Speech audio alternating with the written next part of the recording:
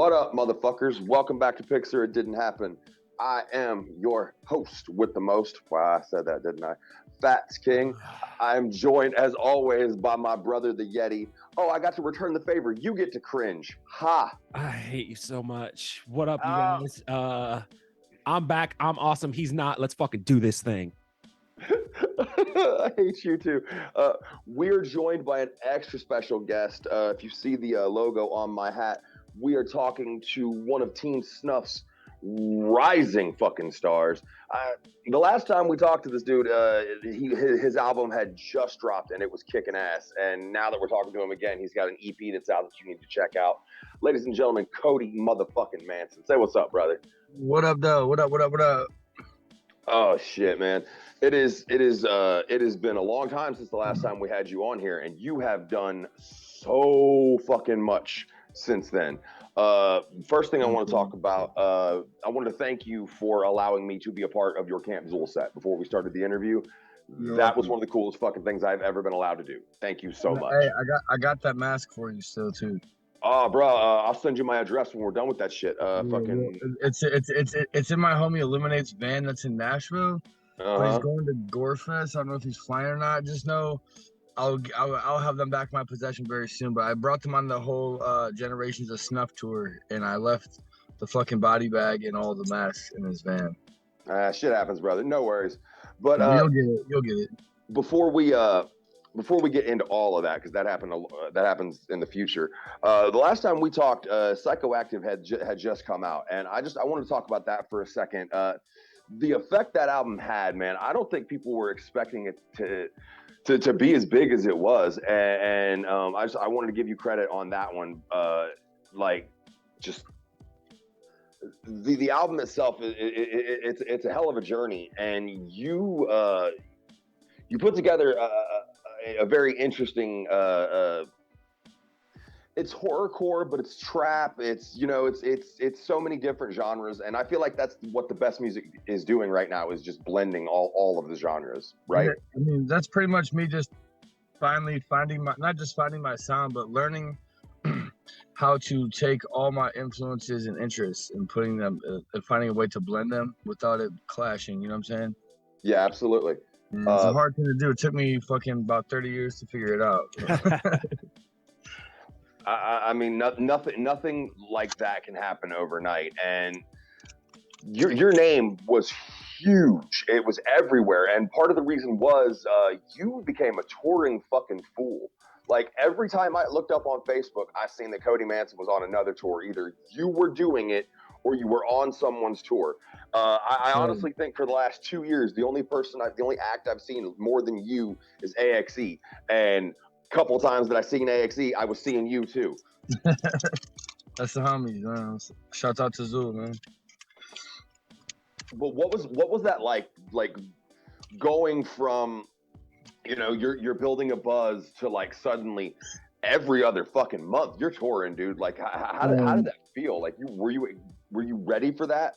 I mean, yeah, I kind of got lost in the sauce a little bit, because like.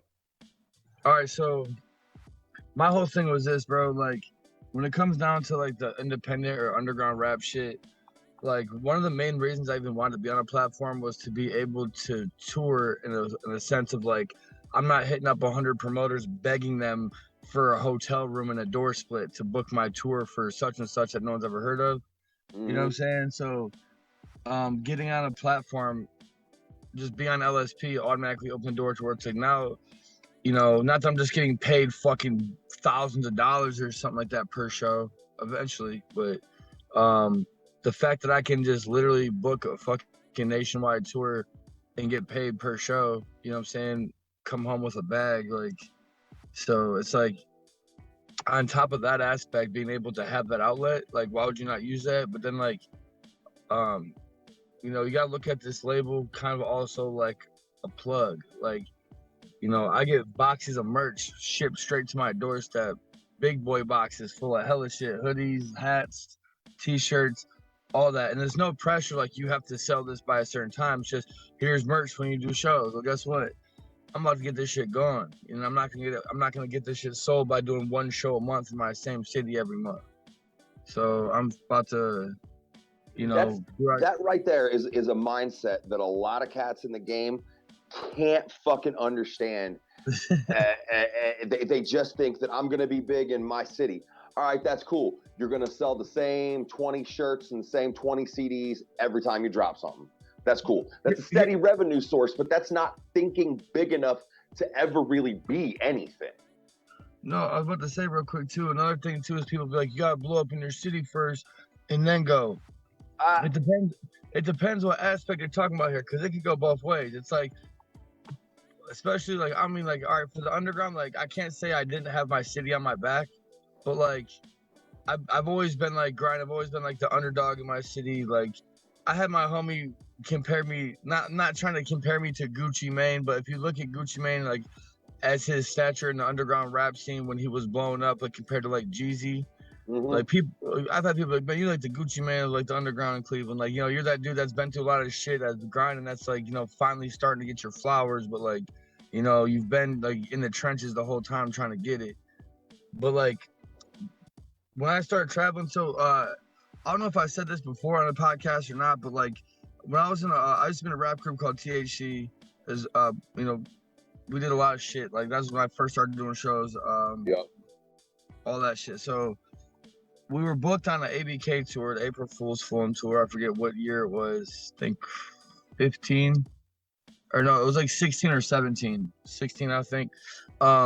Anyways, we're booked on the whole tour. And then I get a probation violation for basically we had a producer living at our house. Me and my homie, we had a house together. We had a producer living there. It was all good and everything. But then like he stopped paying rent. It stopped this whole shit. He started being like this weirdo, just trying to like squat pretty much. And we kicked him up out the house. And like the one day we're pulling in the driveway, here he is climbing out the window. So we caught him like breaking the house. So I ran up on him, whooped his ass and shit. And like the neighbor caught it on film, and they violated me on probation and shit like that. I had to go to fucking. It's not like usually like a probation violation. You'll go to like jail for like, 90 days or 6 months, wherever the fuck it is, but it'll be like the county jail. Bro, they sent me back to the actual pen, like for 4.5 months on a probation, on a PRC violation. But like that 4.5 months was enough to fuck up a lot of shit for me. So just like right before I went in, the ABK tour was supposed to start a week later, bro. And I go to prison, and then I missed that whole thing. And then I'm not hating on bro. Shouts out to Ether, that's my brother to the death, bro. That's the homie I used to be in the group with. I can't expect everyone to react how I would react to certain situations, but what happened was we had all this merch printed up. We had a dope ass project made, a nice EP, physical copies pressed. Now I understand, like if you're wanting to go see Twisted, and it's just Jamie Madrox, you can't call that a Twisted show. But like at the same time, if you were expecting, if it said Twisted, basically, if it said Twisted on the flyer, but something happened and Paul couldn't make it, Jamie would probably still go out there and rock some shit. You know what I'm saying? Or they can't, I don't know, I can't speak for them, but like, I just felt like, with all like, and I'm not trying to like put bro down or anything, but like, I was doing a lot of the writing, I was doing a lot of, just pretty much was all my ideas, and I'm not trying to hate on dude and be like, it was all me, because like we both knew what was going on, you know what I'm saying? But basically I worked our asses off, get us on this our first big tour, and I go to prison, and I felt salty because he got to reap the benefits, but at the same time, he ran out and put together like this quick ass, like thrown together EP with some copy and paste artwork and all this other shit. And it turned into like him trying to rep his solo name. And it was like, no one knew who the fuck that was. Like people were starting to know what our group's name was. Like, we did hella tech shows. We did ICP shows. We did all that, like in what they call the golden era, when Potluck was popping and all that shit. Kung Fu Vampire was still painting his face white and shit. Yeah. Like, I remember those days. It was a good fucking era for the underground. Like, you know what I'm saying? And it was like, I don't know. Well, that was back, like, the prison shit isn't the same era as that, but I'm saying like we've been doing it together since then to where like people knew who we were. And basically that started a fire under me. Like, when I got out, there's a long ass story I'm not gonna get into on that, but basically after I got out, dude started hating on me, talking shit on me and shit, but then like was got invited to go do Twisted's release party at the Whiskey A Go Go in LA. And now I'm home from prison at this time, and we're not getting along. But when you go to do your set, how are you gonna, like, when I was in prison, he would still rap the THC songs, or no, he'd rap the Ether songs, the new songs that no one knew or none of that shit. People was confused. And then like when I came home and we fell out, he went to LA, and what do you know? His set he performs all like 5 THC songs that I wrote, and then he just kind of like wrote like half the verse for one of the verses, like, you know what I'm saying? And that shit kind of like pissed me off. But instead of getting like jealous or something, I just was like, you know, I need to fucking travel. You know, and like for something kept telling me I need to go to Colorado. Like that was like, I need to go do a show in Colorado. And I greyhounded out to Colorado, begged this dude to be on a fucking super fucking shit show of a fucking local show, like just to get out there. And that's kind of what started me just like being so eager to like just go, like travel. Like the more I started doing it, I started being able to like book my own tours. Like I said, I'll call 100 promoters damn near and get like 3 or 4 to lock in, and I'd throw the 5th show, and there's a 5-show tour. And I did like Cody, it was called the Tattoo Tarzan tour. And like it was pretty lit. Like, you know what I'm saying? For some underground, no backing, no name at all. Like being able to pull up and get $100 hotel room and shit, that shit was cool as fuck. Like, you know what I'm saying? So well, and you'd also done with this last run, you'd done the Manson family tour, and you'd done the Generations of Snuff tour with Darby O'Trill and Insane Poetry. I got to catch one of those dates. That was fucking fire. yeah. You guys have built a hell of a little fucking camp over there. I mean, I know that they'd already put work in, but you were definitely carrying the banner for them, and that's what you know you said the last time. You said the last time when you'd gotten picked up. That's what you knew you were going to have to do, was to start really carrying a banner for LSP. And I mean, to be honest, I'm not gonna say I didn't. I knew I was gonna rep. Obviously, I knew I was gonna have to put on, but I didn't realize to what extent or how high I would be holding this flag up, in the sense of like, I didn't realize that, like, I knew that I wasn't gonna just get. I knew I wasn't just gonna get signed. All of a sudden, I just have fans. All of a sudden, oh, just because I'm on LSP, that all of a sudden they like me now. It's like, no, like, they're fans because they like good shit, and if they don't know who I am, they're gonna have to get to know who I am before they can decide if they like me or not. Oh yeah, that's absolute.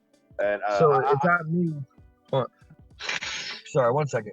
Yeah, do your thing. Fucking, I'm allergic to weed. When I'm breaking up bud, like like I'll get real sneezing. Sometimes I get itchy, bro, from breaking up weed. It's weird. That sounds like a curse from God. What the fuck is that? It's actually. I looked it up. It's quite a common thing. A lot of people that like do trimming, they start learning they're allergic to it. They'll start breaking out of hives. But anyway, what the fuck was I just saying? The touring thing. We were talking about how you're like a real standard bearer for Team Snuff. Yeah, so basically, like, I knew I had to earn these fans, and I know I'm still earning fans. I know there's fans that are fans of this label that might not like me, you know what I'm saying? But like, I just knew that I had to put in the footwork, like, you know, like that's why even like with the video, like I thought out that Psychoactive video, so it was like the last piece of the puzzle, and like that was like what made it for me. Was like all right, so if I'm going to be announced on a platform that has a lot of viewers, or, you know, like I wasn't even taking the whole culture into consideration. I was just thinking of the LSP thing. Like, I'm so like, I was so like not looking at the bigger picture that I didn't realize like it's more than just the LSP fans that watch what's going on. You know what I'm saying? Yeah.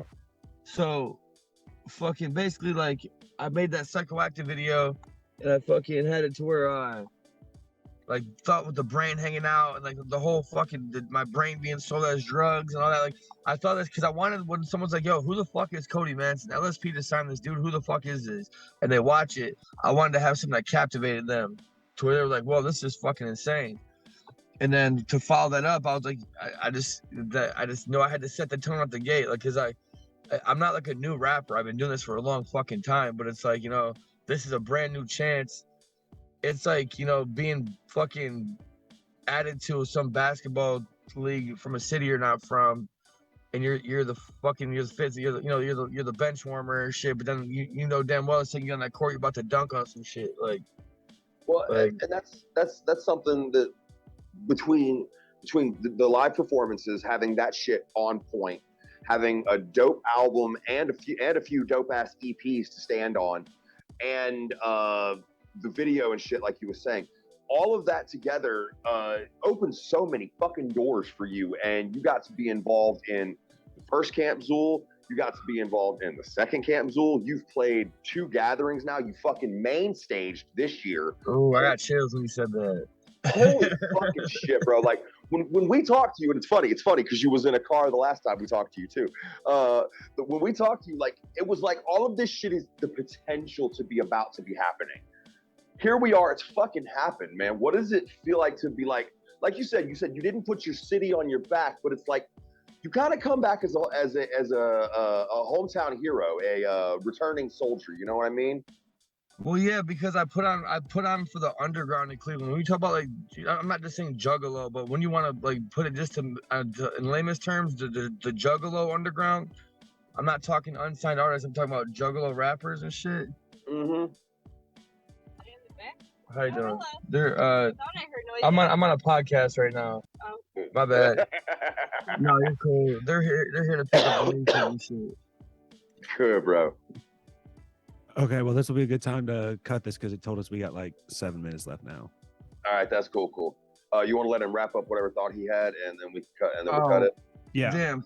All right. So real quick, basically, what was the damn question, or what was it? What I had said was that between putting all of that together, your performances, all that shit, like it opened up so many doors. And what I basically said is, what is it like to be home now that you've come home a champion? Oh, what's it like? It. I mean, it's dope, but it's also like there's always another door that opens up. So like right now, like I haven't announced it yet, but I have a really dope ass announcement coming ASAP. I don't know when it is, but it's already been confirmed.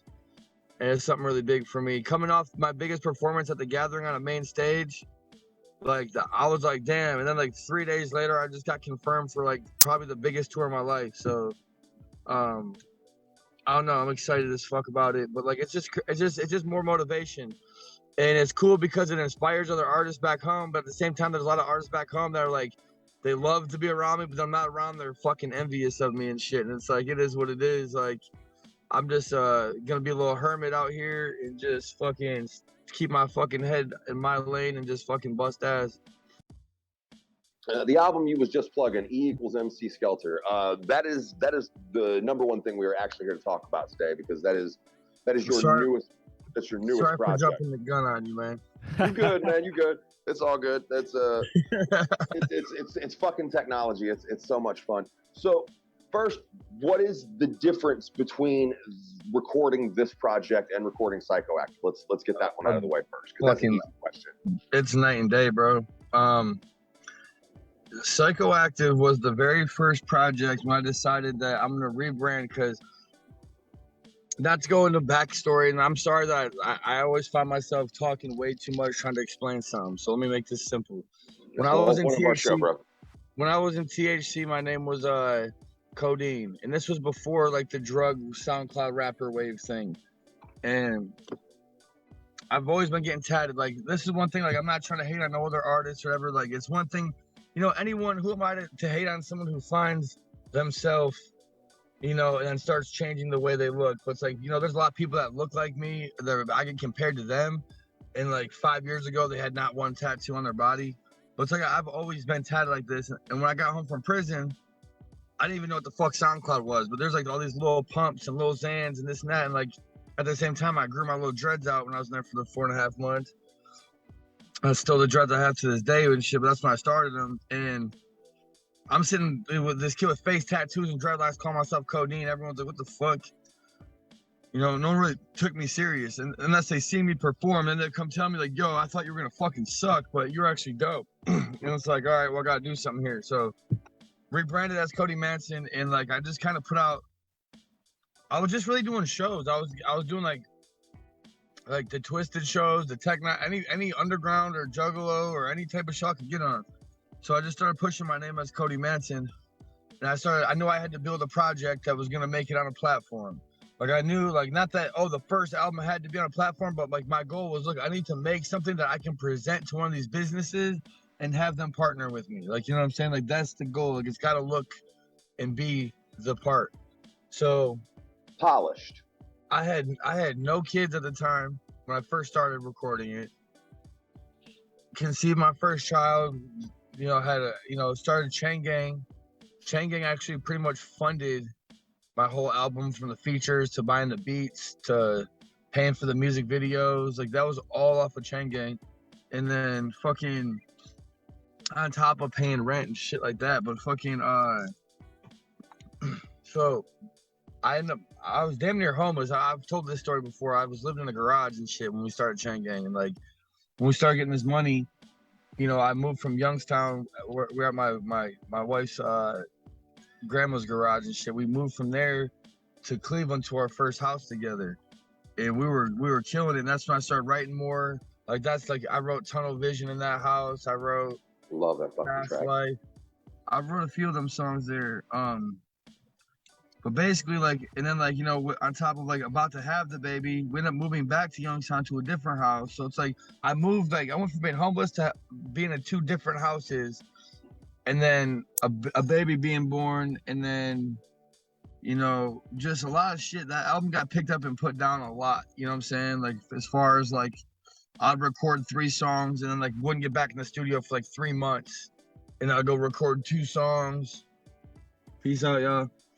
And it just, like, I don't know, it was just like, it's kind of all over the place, but like I made it work to an extent to where it didn't sound like off. Like, the songs all like blend good and shit, you know what I'm saying? Yeah, Now, absolutely. the difference is, like I said, that was a whole lot of life transitions. Like, fucking E equals MC Skeletor, it feels like I wrote it in 1 month, but in all reality, it took me about 6 months from beginning to end. You know what I'm saying? Mm-hmm. But it just I feel like with art, so with like Psychoactive, I still didn't really have my style figured out to an extent. Like, I just knew I just had to give my raw energy, and that's basically what that is. There's not really as much sauce as there is energy. Equals MC Skeletor has more sauce. I mean, it still has a lot of energy too, but it's like I'm more in my pocket. Like, you know what I'm saying? Hi, baby. Mm-hmm. You drawing with chalk? My daughter out here tripping. But no, so I don't know, man. So basically, with this new album, bro, I feel like it was really, like I said, it's 14 songs. Really, I had like 26 songs. I about 23 of 26 songs done. I was like, you know what? I'm not gonna put a whole bunch of tracks on this because I don't want any of these songs to get looked over. So I just put 14 of not my favorites, but 14 of ones that were like fully done. I was like, all right, let's do these. And I don't know, it just all felt, like I'm already writing my next album. It's already halfway done. Like, I'm doing a double album. I'm not gonna say everything about it, but I'm gonna do a double album, and like the first disc is pretty much already done. Well, hold on. That brings up a really interesting question. How do you decide what you consider is your favorite and what is fully done? Like, that's a very interesting terminology. So I wanted to delve Because into like that my for a second. favorites, because like I don't want to say that, oh, I just picked my favorites, so the ones that you'll hear on my next project aren't my favorites or something. Like, they're all to me, they're all dope. Like, I'd be lying if I said I didn't bump my own shit. You know what I'm saying? Like, it'd be like that. For what?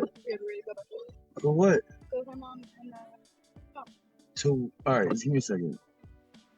Jesus Christ, I'm sorry, y'all. This is why I be in the car when I be on these podcasts. Roll the windows up. But no, fucking to answer the question though, it's like my favorite, there's certain songs like I will like fall in love with one of my songs for like a week and just be like, then like I'll change it. Like, no, I'm on this one this week. Like, but there's just certain songs I'm like, I know, like I'm excited. Like, this song I already know is gonna be a banger. To where it's like, there'll be another song. If I do another song and it doesn't get me excited like the other song, then I feel like I gotta change it to make it better.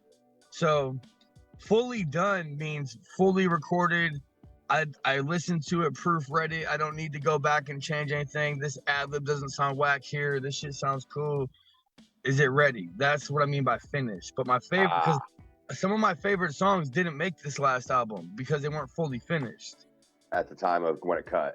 Yeah, I got some gas, bro. I got some gas already. Like, the thing I love is like when I was picking what songs, I strategically did that because it was like, look, and this is just like me trying to like, you know, they say like never let them know your next move type shit. Like, so when I did Psychoactive, the production was mostly done by Luck of the Irish, Lottie.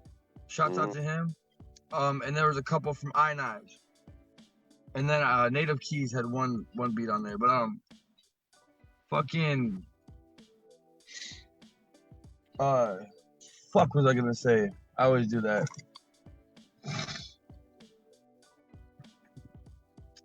Oh yeah, the strategic thing. So my first album had like, you know, the most affordable that I could afford at the time, like features. Like, you know, I had Gmo Ski on there. Not saying that anything about these people was cheap or anything like that, but I'm saying at the time I was at and the deal they gave me, that's what I could afford to have a decent feature on this album. Cause I knew, which I did put too many features, but I knew I needed features. So like I got like the Razakels, the Damian Quinns, I got a Gmo, I got the Triple MFD, C6, you know. And it was like, if you were to ask anybody, like when my next album was about to come out, before I dropped my track listing, if you were to ask people, who do you think's gonna be featured on the next Cody Manson album? I'm sure you would have heard everything from Ouija Mac to fucking to this person, to that person, to this person. Pretty much any big underground great, not saying just any of them, but like you probably would have expected like a Blaze or this or that, like, you know, like a level up. But what I did Yeah. was I do have, I'm not saying I have features with everybody I just named. Those are just examples, but I do have a lot of features from what you would have expected, which was a step up, which is a big caliber in our underground. But like I put those for the next one, and I just came out with just 2 features, one of them being Ghostman and one of them being Darby O'Trill. That people like were like, what the fuck? And it's like, this is a full album of basically just me. And I'm snapping on that shit. And it's like, I had some people tell me like they wish that Psychoactive had more of me on my record. So I was like, look, I'm about to go crazy on this bitch. But like, instead of like putting out like, you know, the songs, like I knew what features would have been more predictable is what I mean to say. So I saved those for my third album. Yeah, no, but that's growing and learning as an artist, and it's also one of those keep them wanting more kind of thing. Yeah. And just like fuck their head up. They're like, all right, Cody Manson, like, wait, what the fuck? Like, bro, it's almost like clickbait, but it ain't because it's real. And like, I have substance to follow it. But when people have seen I had a song with Ghostman, they're like, what the, that alone just created such a buzz for my album. Yeah, I remember you letting me listen to that outside of Carl's. That's why you got to go to shows. Yeah, that's why you got to go to shows. That's why you got to interact with motherfuckers. That's how you. I have a bad habit of like telling people shit when I'm not supposed to. Not like serious ass shit, but I'm talking about shit that I know that's about to happen. Like the tour I just said, I cannot talk about that obviously, but like if it's my album and it's my song, can't no one tell me who I can and cannot show that shit to. And I have a problem with wanting to show motherfuckers like, yo, look at this. So you're the Tom Holland of the LSP brand. at least his own damn brand. Can't keep his mouth shut, just leaking all the secrets. I knew about the gathering way before I was supposed to know about it, and I didn't say shit about that. I mean, that's good kayfabe right there. That's a hard secret to keep because like that's you're telling me. And then I had to do certain things politically. I'm not trying to get involved with that shit, but like I had to do certain things politically that was like, you know, I basically had to sit on my hands and not do nothing until the gathering, just in case motherfuckers don't be like, you know what, we'll tell him to stay home. Exactly. Yeah, you don't want to mess it up. But that's something else though. Like LSP is, and I don't want to say things that aren't true, but LSP is kind of it's kind of a bridge between all of this bullshit, because you guys, I love the fact that you go where you want, you do what you want. If you guys think that Team Snuff can have a presence there, you guys will fucking be there. And that includes Camp Zool, that includes The Gathering, that includes fucking touring with M&E, that includes hopefully one day seeing you guys at Astro. I'd be holding down for a fucking LSP spot at Astro. But I really do admire the fuck out of that, because there's a lot of cloudy bullshit that's getting pushed around right now. Hold on. Ooh. Grape Swisher's hitting like I'm 14 again. God damn. But no, what you said though, that's all. I'm not gonna say all, but like 99.9% of that is because of Scum, dude. Like, I mean, obviously because his label, but like no, like, you know, he was the guy that when it came down to all this crazy shit, he didn't go just dick ride a certain side. And I'm not, whatever. I'm gonna say what the fuck I want to say. He didn't just dick ride a fucking certain side or something like that, you know. And at the end of the day, like, he went where not just where the money was at, because not all money is good money. But at the end of the day, none of them is cutting. None of them is cutting his check. Like, Yeah. he, you know, that like I said to this, like, I'm not trying to be on the like, I know I've toured with Blaze, you know, I've fucking done a handful of Ouija shows, I've done the Gathering, I've done Camp Zool. It's all great vibes. I can just tell if from a honest like observation standpoint of the fans' energy, the Twisted MNE crowd is more like I'm here to enjoy myself and watch the show, and like Juggalo is more like, hey, I came here to get fucking filthy. You know what I'm saying? And it's like, I'm not saying that's a good or bad thing either way. Like, it's both dope. Like, I've been at MNE shows where it's just a crowd full of people just standing there, not even bobbing their head or nothing, and I'm sitting there like going hard, like, damn, are they just not fucking with me? Because as an artist, even a smile on a face after a punchline is like enough to be like, all right, damn, they're feeling it. Like, when motherfuckers are just looking at you like, and like, I'm like, damn. Like, I get off the stage, I'm like, damn, motherfuckers not like me or something. Next thing you know, there's a whole line on my merch booth. They still like but it's like, it's hard to read. Like, because they're literally just watching you as if they're staring at a TV. See, but like, I go to like something. a fucking, do like a Ouija show or like a psychopathic based show. And I'm not just saying the crowd's more liver, but it's just the type of people. Like, you know, I don't even want to say, like, you guys know how I am. I'm an asshole, bro. Like, yo, I'm a motherfucker that's like, yo, get this dude the fuck up out of the show, bro. He's a dick. Like, so you know how that goes. But like, I don't know, man. I just think like what Scum did was he minded his own fucking business, impressed his line, and you know, when Twisted offered him onto a tour, he fucking went and got that bag. And then if this happened, he went and fucking did it. And if there wasn't a bag involved or it didn't make sense for him, he didn't do it. Absolutely. You know? It is what it is. That's something else you were talking about, fans. I like to pride myself on being a good fan. I don't know if that sounds a bit egotistical or whatever, but I'm into the fucking show. I return the energy that's given from the artist. No, absolutely. I'm there to have a good fucking time. Whatever that means is whatever that means. And I'm not saying that you have to go fucking crack your skull open on your homie's head in the mosh pit to have a good fucking event. But like a simple, like, everyone put your hands up. Even if you just put your hand up real quick and put it right back down. Just the fact you lifted your hand, that right there shows, hey, they're listening. Hey, I got them. Like, you know what I'm saying? I don't really have that battle too much, but it's like, it just be like that sometimes. Like, but it's also, these fans are some of these fans are just seeing me for the first time on like the Blaze tour, or like the AXE tour, to where like, you know, they might not be used to what type of artist I am, to where next time around, like, oh no, Cody likes to crowd surf. He's gonna jump on our head at some point. Like, you know, he's gonna do this or he's gonna do that. Like, they're gonna know that next time. Well, you do have a very chaotic energy if someone didn't know what to expect from one of your sets. And I can speak to that. For the first time I ever did see you live, I wasn't anticipating what it was going to be, but Jesus fucking Christ. And that's like I've always said, you have to have a good fucking live set. You just have to. So you have a great live set. So you're always going to be able to bring in new fans. Okay, I appreciate that. Yeti, you got anything you want to say? I mean, I got some questions, but they're gonna take a complete left turn from where we are. So go ahead, motherfucker. I've been talking for. Hey, can you speak in the mic a little bit? I can barely hear you. Hold on, let me do this. There we go. I'd turn that shit up. There. So I know we're probably getting low on time, so I don't want to get you anything too crazy deep. So what I do have for you, though, 3 words to describe what it's like to be you right now. Oh, 3 words to describe what it's like where I'm at right now. Exciting. stressful as fuck as one word. Um, a lot of battles and triumphs. Yeah, Can I add go ahead. one?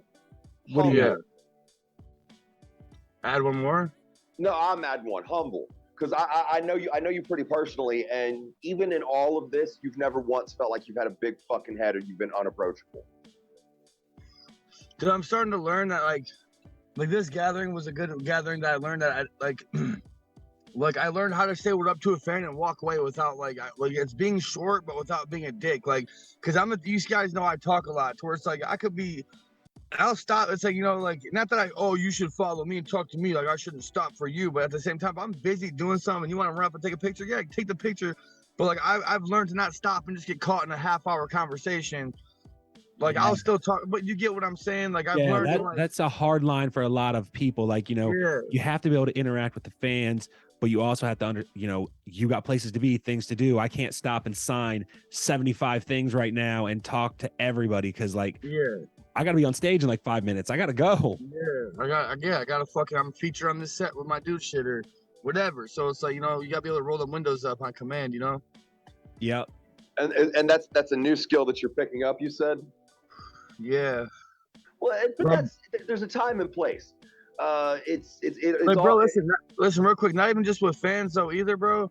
Even with people that want to associate with me on a musical level, business level, or just trying to be around me, bro. Like, man, I'm a very nice guy, and maybe it's my downfall, but at the end of the day, like, I know it. On my end, I was always just genuine about the things I did for people. Like, I never like hand out no opportunity to somebody to hold it over their head down the road. Even if we fall out, like, it is what it is. Like, you know what I'm saying? Like, there's good times and bad times, whatever. But like, they're just like literally, bro. Like, I've pretty much rolled my windows up on everybody around me. That's not like you know. I'm not even gonna explain who these people's names are, but people you've seen basically in my car for the past year. There's no one in my car anymore. Shabby's the homie though. I fucks with Shabby. But no, that's your business to be about that. But and sometimes you have to. There has to be a separation between. Sometimes people understand it's friendship, it's business. But this is something that I think I think that you should let people know. So what's the fastest way to not get a response if you want to work with Cody Manson? The fastest way to not get a response? Yeah. What's the number one fucking thing a young artist does when they're trying to get you on their track or whatever that just makes you not even want to fucking look at the message? It's usually not the first message. It's usually their reply to my response. And that's, hey, bro, you're dope as fuck, bro. I bumped your fucking album or whatever. Hey, I just found out about you, whatever. Like the cool fucking compliment. It's like always a dope-ass alley-oop compliment. Yeah. Hey, man, we should do a song together. And I'd be like, all right, bet, $500. And they're like, and they're like, oh, well, bro, check my shit out. I'm raw. I'm like, bro, like, your fucking skill level does not pay my fucking bills or put food in my kid's mouth. I don't give a fuck. Like, it is what it is. Like, not even trying to be a dick, bro. Like, cause like I know I've never reached out begging no popping artist for no free feature in my life ever. Like, I just started getting free features from people, and it was like, whoa, like such and such reached out to me to be on his song, and then traded me a feature for my album in return. What the fuck? And if you got it like that, you got it like that. But there are a lot of motherfuckers who don't understand. Like, I'm not finna hit up Fat Nick. Like, yo, Fat Nick, you're raw. Do a song with me for free. Like, right? Yeah. There's levels. There's fucking levels to this thing, and people get pissed off when you let them know that. And one of the number one levels, when they give you your price and you don't fucking, if you don't jive with their price, then you don't work with them. But but I'm so real about this shit, bro. If I tell someone $500, but look, you give me $200 right now to lock in, or $250 right now to lock in. Send a beat. I'll get the shit going. When the song's done, I'll send me the other $250 and I'll pay it back. Or if you want to break it down into fucking threes, you want to do 325 or 335 or whatever, or 135 3 times, whatever the fuck, so whatever the math is on all that shit. Like, if you want to, like, you can get Cody on layaway. You can get Cody on Afterpay. This, bro. Like I said, this is what I do for a living, bro. Like, I'm not hating on any other artists have jobs. Like, I know some artists that are established as they don't need it. It looks like they don't need a job, but they still have a job. Why? Because they need that security, and that's cool. Like, I'm just like, I have a lot of strikes against me, to say the least, about just having a regular job. Like, so like for me, like I really, like, I don't sell drugs no more, none of that shit. Like, I used to trap and do all that shit and do it basically anything I had to do. But now I'm just pushing. So like, I know that like, just say I need to get a music video and the shit's gonna cost $350 to get shot, but I need to spend like $150 on like, Props. Yeah, props, and just say gas for homies to drive me to here or this place to there. I need 2 cars to come with me here, this or that. Like, and it's like, I'll be able to budget it, but I know like how much I have to move around, and then like I know I'm gonna get the money back, but without having a guaranteed paycheck, like you might spend that 500, like I know, I believe, and I get it on my own. I know that I'll get the money back, but it's like, spending that money, you're like, damn, what if it doesn't come back right away? And I'm 500 fucking out. You know what I'm saying? So it's like, for me, for some kid that like, I'm not saying just kid, some person that wants a song that even if they don't have any followers or any of that shit, but they want to do a song with me because they see a celebrity in me or whatever, like, cool, I'm gonna tell you my price, but I also understand that not everyone just has $500 laying around. Now, some people, they'll tell you, well, if you don't got the money, don't shop. Well, I'm also an independent rapper trying to get some money. So if you're talking business here, if you want to, the ultimate price is $500. But if you want to, I'm not taking no $100 increments. But money talks. Money talks. As long as you have the money to spend. But this is something else, though, and I feel like this is something a lot of up-and-coming young rappers need to understand. Don't pay for a feature and get outclassed. Don't reach higher than what your skill level is, and then have somebody blow you away on your own song. Yeah, it's cool to have Monoxide on your track, unless Monoxide makes you look like a fool. That's what they want. You guys are absolutely right, but that's what they want. But because that just seems so fucking but weird. This is where people go wrong. I've seen a lot of debates about like buying features is not an investment. If you're talking about on paper, are you gonna buy something and sell it for this price? And no, you can't guarantee money back off of what you spent on a feature. But if you're a fucking smart person and you're gonna go spend money on a big to partner with a big platform, why would you go partner with Coca-Cola if you ain't even got labels on your fucking pop bottle? Like, what I'm saying? Like, why the fuck would you invite motherfucking a chef to your party if you ain't even got no fucking stove? Like, you know what I'm saying? Like, so I'm saying, if you're gonna buy a feature, you better have a campaign plan for that song. If you're gonna push it as a single like most people do, you better fucking ask me how much it's gonna be for a video. And if you're really smart, because I'm gonna charge you, I'll probably charge you another $500 for a video. But what I'll tell you is this: how about you just book me on a show in your city? Make some money back. I'll make double the money I was gonna make, and you didn't lose no money. I made more money, and you got the video. Like, you know what I'm saying? Like, shit like that. But like, I don't know, a lot of these kids, like, I've seen features of mine get, they caught like my algorithm because they had a decent amount of traction to it, and they got, a couple thousand views off their shit. But I've seen some hard ass features I did that still got like 25 views. And I'm like, like, you can't just expect this, because it's like, even the Ghost main track, I never thought, like, I didn't just expect, I'm gonna drop it, I'm gonna get 100,000 overnight. Like, bro, like, that shit's, all my shit's organic as fuck. So it's like, like, it's still, like, with Ghostman's name on it, it can still get put in the algorithmic playlist and all that. But it's like, those views are off of fans of mine that were excited that I had someone with Ghostman. It's not like I got a rush of Ghostman's fans to my page real quick, like, And I also do have a music video coming out for that Ghostman track. It's gonna be fucking sick, I can tell you guys that. Well, where will they be able to not only find that video, but where can they also find out more about Cody Manson and all things LSP? All things LSP will be gorehop.com. Go search Cody Manson on YouTube. I do have a lot of shit on the Team Snuff channel, but I'm also transitioning to dropping things. Like, there is a few videos, like the Kool-Aid videos on my channel, stuff like that, because I'm gonna start doing more things on my YouTube. A little bit of everything, from reaction videos to fucking days in the life to vlogs to fucking how to cook a prison break, like whatever the fuck I feel like doing that day. Like, you know what I'm saying? I'm just gonna put out content and let people see just more of me. Like, you know what I'm saying? Like, more than just like what they might perceive. You know what I mean? Absolutely. And then to find out everything Cody Manson, you can find me on all platforms. I prefer YouTube just because I got music videos on there. I put a lot of thought and energy into my visuals. So go run that up. And it's a strong social media platform, at least for now. No, for sure. Go subscribe to my, like, when you type in Cody Manson, right? You're gonna find videos like the Team Snuff channel has like the psychoactive video, but like the Purge video, it says Cody Manson under it. Go find that channel. I'm gonna post a link. Yeah, we'll put a link in the description for you guys. Absolutely. And you go over there and just hit that subscribe button. That way you're subscribed to all the and new you don't miss shit. Yeah, I haven't really been that active on it, bro, and I've gained 1,000 subscribers in the past like 3 months. I'm like, oh shit, they're waiting. Might need to pay attention. You know, They're waiting for you, bro. They need to hear from you. Yeah, that's what I'm saying. Coming soon, you can catch me at September 23rd and 24th. I will be hosting Nasty Bash both nights, and it has been officially announced I will be joined by your resident demigod, Scotty motherfucking V. We are calling ourselves the Two-Man Tower of Power. Come out, have some fucking wings at Carl's Tavern, have a goddamn blast with some of the best artists on the scene right now. Two-Man Tower of Power sounds filthy, bro. I know. I don't know, man. Yeah, we're gonna Eiffel work Tower, on that one. We're here to Eiffel Tower your mom. Take it how you will.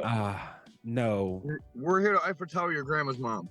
Yeah. break that bitch's hip. All right, man. Is there anything else you want to tell them before we get out of here? Yes. So catch me at Gorefest. I don't know when this comes out or not, but Gorefest, September 9th, 10th, and 11th. I don't know which day yet, but I'm in there all 3 days. Check that out. Be on the lookout for the fucking new announcement that I have coming very soon. Also, go fucking pre-order the Songs of Sam Hain 3, the MNE project. They blessed me with the features placement on that shit. I know they got pre-order bundles up. Go hit that shit up. You were Mr. Worldwide. Fuck Pitbull. You were everywhere, bro. Bro, you feel me? And then fucking be on the lookout for some really dope Tri-Life shit coming. I have some like 2 levels of merch coming. I have like some really dope like just like factory merch, but I also have some merch that I completely customly handmade from. It was a black t-shirt to start with. Like even the screen printing I'd screen printed myself. I made the screen print. Like it's completely Cody Manson hand art t-shirts, bro. And they're fucking gas. I'll have 10 of those at Gorefest. And I'm gonna make another batch of 20 when I get home. But just be looking out for the new Tri-Life merch. Check me at Gorefest. Check me on this upcoming tour dates once this info drops. Fucking go stream E=MC Skelter on all platforms. It's not on Spotify because there was a typo, but the typo's fixed. And all platforms take different times to calibrate. So which takes Spotify is it takes forever. Yeah, if you can't find it on Spotify, go to any other streaming platform. It's on YouTube. I have new videos coming soon. I got 2 videos in the barrel right now. A 3rd one being made, and that's all I can say right now. But I can tell you something right now. These 2 next music videos, one's for Hockey Bag and one's for Feeble. And that's all I'm going to say, and just be ready. That's some badass tracks. All right, y'all, this has been a great fucking interview. Cody, we appreciate you being here. We can't wait to have you back on. You always have a lifetime welcome on our show. Appreciate it. Hey, when I get my YouTube popping, y'all could come and be a guest on my shit. Oh, dude, that would be the man. absolute fucking honor. How dope is this, Paulie? People want us on their shows now. Look at this shit. I'm just saying, bro. Cross promotion, man. Cross promotion. All right, you guys. We'll catch you on the next one. Peace.